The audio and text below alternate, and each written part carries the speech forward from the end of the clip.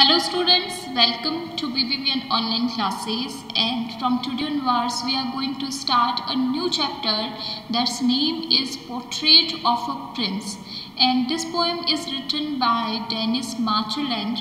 और डेनिस जो है वो इस लोगों को एनकरेज करते हैं कि वो वाइल्ड लाइफ को एनकरेज करें, उन वाइल्ड लाइफ जो है उसको सिक्योर करने के लिए कुछ ना कुछ किसी ना किसी तरीके से जो है वर्क करते रहें। सो यहाँ पर ऑल्सो ये वाला जो चैप्टर है पोर्ट्रेट ऑफ अ प्रिंस, तो पोर्ट्रेट का मतलब होता है किसी तरीके की तस्वीर, चाहे वो हाथों से बनाई गई हो या चाहे वो प्रिंट की गई हो या फिर डिज़ाइन की गई हो on the temp. Okay, so here this poem is based on the painting of a tiger by Stephen Gayford. ठीक है, स्टीफन गेफोर्ड एक इंसान पर्सन है जो कि मेनली क्या करते हैं, पेंटिंग करने का काम करते हैं, और उन्होंने पेंटिंग बनाई थी जिसको उन्होंने नाम दिया था पोर्ट्रेट ऑफ अ प्रिंस। और इसी पोर्ट्रेट ऑफ अ प्रिंस जो है उस पर एक पूरी की पूरी पोएम जो है वो लिखी है डेनिस ने, ताकि वो वाइल्ड लाइफ को एनकरेज कर सके और वाइल्ड लाइफ पर बेस्ड जो वर्क है उससे लोगों को एनिमल्स को और एनिमल लव को वो स्प्रेड कर सकें। तो एक पोर्ट्रेट देखी थी उन्होंने, जैसा कि आप अपनी टीवी स्क्रीन पर देख सकते हैं, ऐसे ही एक पोर्ट्रेट जो है वो उन्होंने देखी जो कि स्टीफन गेफोर्ड ने बनाई थी, और उसी के लिए जो है उन्होंने एक पोएम जो है बहुत ही सुंदर सी लिखी है। सो पोर्ट्रेट है टाइगर की, तो यहाँ पर प्रिंस भी किसके लिए यूज़ किया गया है, ऑब्वियसली टाइगर के लिए। सो अगर मैं बात करूँ इसके टाइटल की, सो डिस्कस करते हैं। The poem is titled portrait of a prince. इस पोएम को टाइटल दिया गया है portrait of a prince. In this poem the poet Dennis Martinel paints the portrait of a tiger with his words.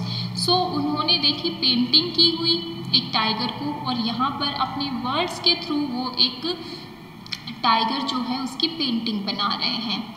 The stanzas are quite vivid with description, और जो stanzas जो हैं वो काफ़ी अच्छे मीनिंग्स के साथ में और अच्छी इमेजनरी जो है डिस्क्रिप्शन के साथ में हमें देते हैं। Just as prince are royal and so get themselves printed on a canvas.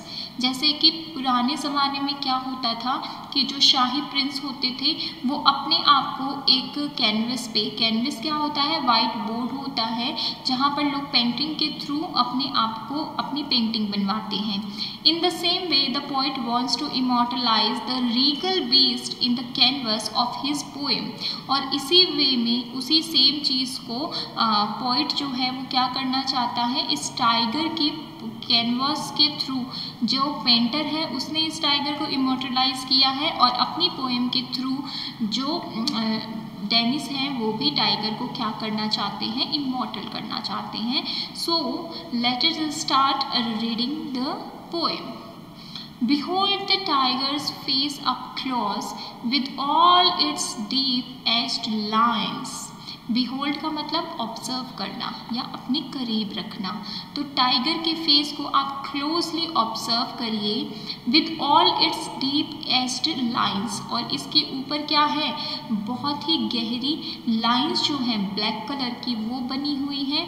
Like charcoal ridges by his nose as you can see in the picture also. ये देखिए, जब हम टाइगर की पिक्चर देखते हैं तो इसके देखिए ये नोज़ है, और इस पर जो है पूरे इसके फेस पर क्या है, पूरे इसके फेस पर जो है लाइंस बनी हुई हैं, और ऐसा लगता है इतनी ब्लैक लाइंस हैं जैसे कि चारकोल की ही बनाई गई हो, फाइन लाइंस बनाई गई है बहुत ही सुंदर तरीके से। हाउ क्लियरली ईच डिफाइंस, और अगर आप देखेंगे तो ये बहुत ही देखने में सुंदर भी है और क्लियरली विजिबल भी है। Behold the tigers years erect, और ऑब्जर्व करो टाइगर जो है उसके ईयर्स जो हैं वो इरेक्ट रहते हैं, यानी कि हमेशा खड़े रहते हैं। खड़े कैसे रहते हैं, you can see in the picture here. ये देखिए टाइगर के जो फेस हैं वो खड़े हुए हैं, ठीक है, ईयर्स जो हैं वो खड़े हुए हैं।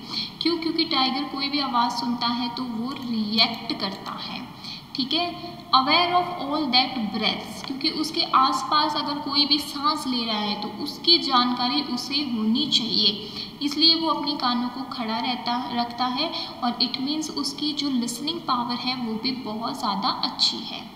With mental filters that select the rustling of the leaves, even देखिए the rustling of the leaves, rustling क्या होता है, जो ड्राई लीव्स होती हैं वो आपस में टकराती हैं और टकराने के बाद में एक साउंड जो है वो पैदा हो जाता है, वो हमें सुनाई देता है। सेम वे में जो मेंटल फिल्टर्स दैट सेलेक्ट, क्योंकि रसलिंग ऑफ द लीव्स कहा गया है, यानी कि अगर उसके पास में कोई जानवर है और वो उन ड्राई लीव्स पर पैर रखता है तो उसके पास में इतने सेंसेस हैं कि वो मेंटली फिल्टर कर सकता है कि किस जानवर की आवाज़ होगी, किस जानवर के पैर की आवाज़ होगी, या उसके आसपास में कौन सा जानवर जो है वो घूम रहा होगा। सो यहाँ पर फर्स्ट स्टेंजा में क्लियरली बताया गया है क्या कि उसके फेस को और उसकी जो फाइन लाइंस जो हैं ब्लैक कलर की, उसको डिफाइन किया गया है कि वो उसकी ब्यूटी को एनहेंस करती है।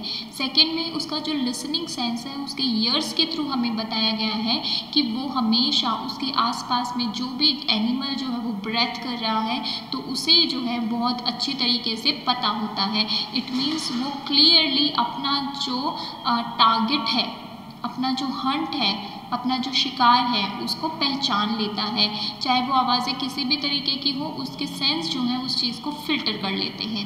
बिहोल्ड द टाइगर्स आई, उसकी आईज में क्या चीज़ है वो हम पढ़ेंगे अपने नेक्स्ट पार्ट में, but before that here you can see the rhyming scheme, close, nose, lines, defines.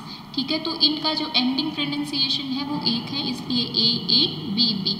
Then erect, select, breath, breaths, leaves, इसका भी एक ही है, तो आप इसको ए बी बी और या फिर सी डी डी भी कर सकते हैं। सो नेक्स्ट जो उसका पूरा पोर्ट्रेट है आईज का और उसके लिप्स वगैरह का, उसकी नेक का, ये हम पढ़ेंगे अपने नेक्स्ट वीडियो में। Thank you.